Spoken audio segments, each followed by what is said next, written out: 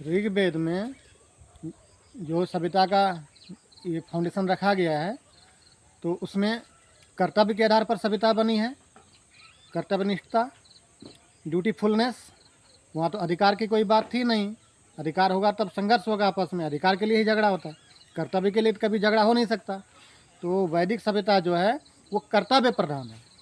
तो कर्तव्य प्रधान होने के नाते जब 4 कैटेगरीज में क्लासिफिकेशन हो गया आर्यों का, तो हमारे पास क्या क्या उपलब्ध हो गया।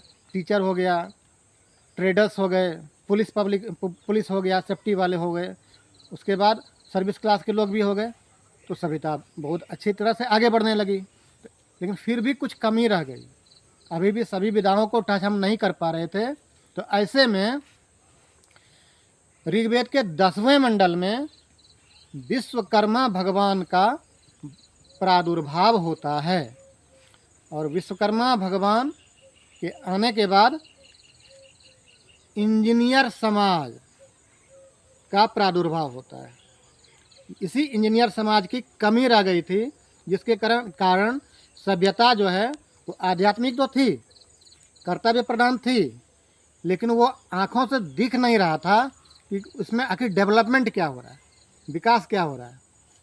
तो जब ये इंजीनियर समाज आए तो इन्होंने अपने आर्किटेक्चर के माध्यम से सभ्यता को एक नया आयाम दिया।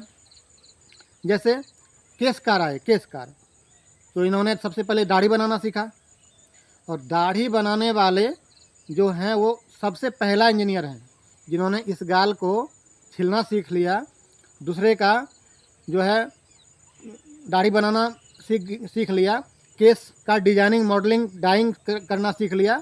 तो इससे क्या हुआ, आर्यों को जो दाढ़ी रखना पड़ता था वो दाढ़ी अब जो है नया शेप और नयापन आ गया, चेहरा जो है नया हो गया।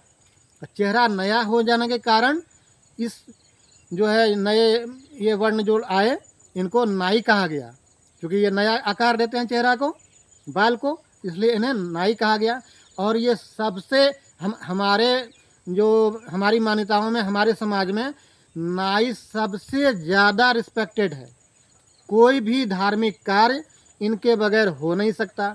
ये छू देंगे तभी हम पवित्र होंगे।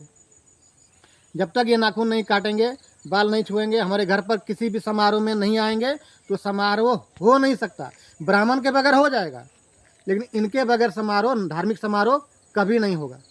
इसीलिए भारत में अगर सबसे ज़्यादा सम्मानी कोई समाज है तो वो नाई समाज है। क्यों? ये नया आकार देते थे, ये पहला इंजीनियर है। और इसी कारण इन्हीं समाज से पहला राजा भी हुए महापद्मनंद, जिनको कि शास्त्रों में महाराजाधिराज, एकाधिराज, सम्राट और बहुत बड़ी बड़ी उपाधि दी गई, देवता की उपाधि दी गई है। भारत का पहला राजा जो चक्रवर्ती था वो महापद्मनंद।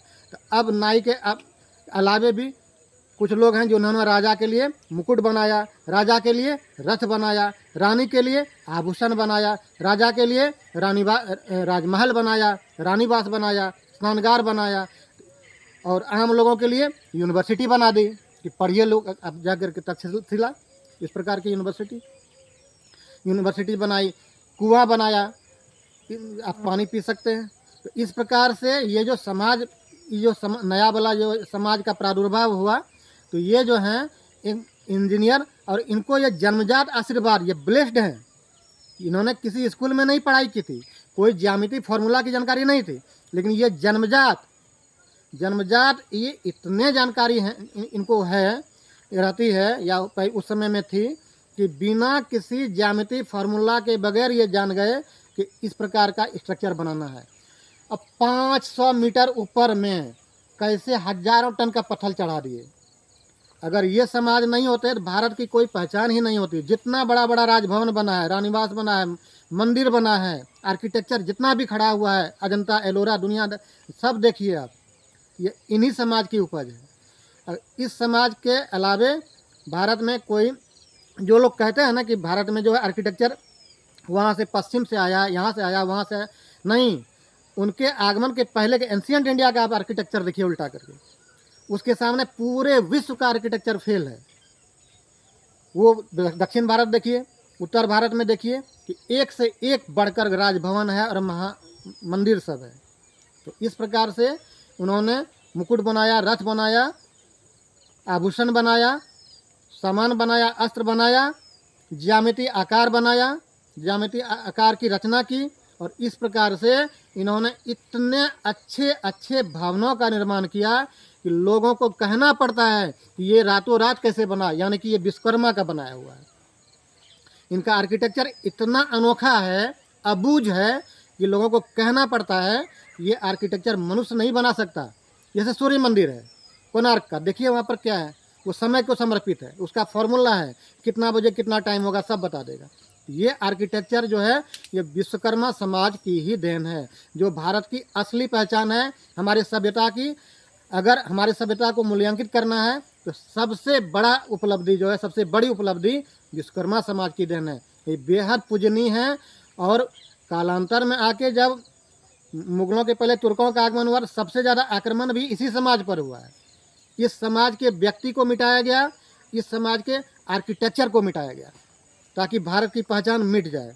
इसलिए जो कुछ भी बचा उचा है, शेष अवशेष, ये भी काफ़ी है देखने के लिए, इस समाज की महत्ता को जानने के लिए। और इसके बाद अगले एपिसोड में देखते हैं।